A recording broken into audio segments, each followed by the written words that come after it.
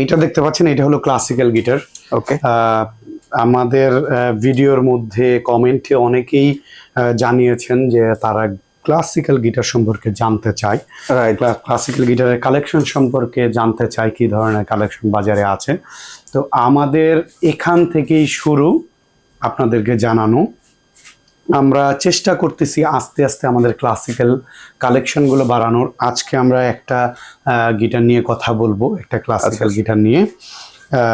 এই পরবর্তী ভিডিওগুলোতে আরো অনেক ক্লাসিক্যাল গিটারের মডেল থাকবে। আমরা মূলত আজকে একটা দিয়ে শুরু করতেছি, ক্লাসিক্যাল গিটারটা আপনাদের কাছে পরিচয় করিয়ে দেওয়ার জন্য। ক্লাসিক্যাল গিটারটা নর্মালি বডিগুলো থাকে এরকম রাউন্ড বডি, অনেক ক্ষেত্রে এই কাটাওয়ে শেপে, যে গিটারের মতো কাটাওয়ে শেপও থাকে, রাইট। হ্যাঁ।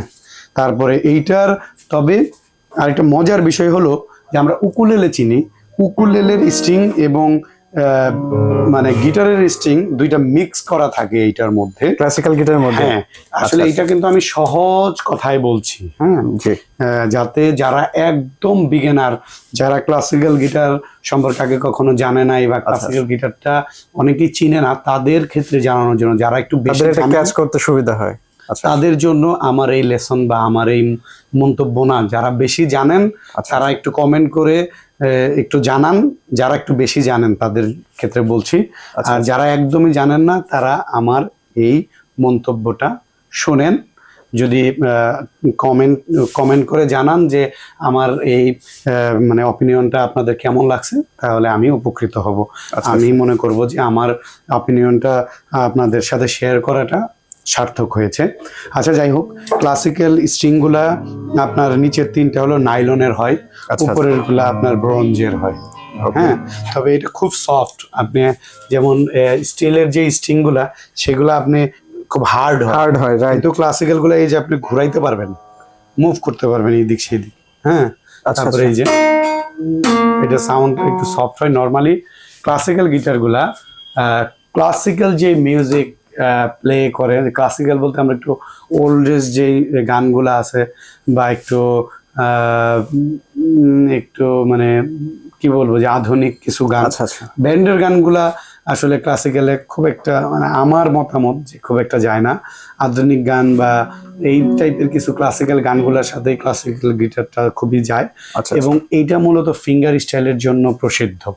ওকে, ফিঙ্গার স্টাইলের ক্ষেত্রে ক্লাসিক্যাল গিটার খুবই বেস্ট কোয়ালিটির পারফরমেন্স দেয়, সাউন্ড কোয়ালিটি খুবই ভালো আসে। আর এইটা ব্রিজটা কিন্তু গিটারের ব্রিজ থেকে কিছুটা আলাদা হয় এবং টিউনিং কিটাও কিছুটা আলাদা হয়। এই গিটারটা যেটা দেখাচ্ছি এইটা হলো দা রোজ ব্র্যান্ডের, অনেক ওল্ড একটা কোম্পানি। আমি জানি না এই গিটারটা মানে বাজারে কোথাও পাবেন কিনা, আমার কাছে পাবেন। এইটার প্রাইস পড়বে 22,000 টাকা।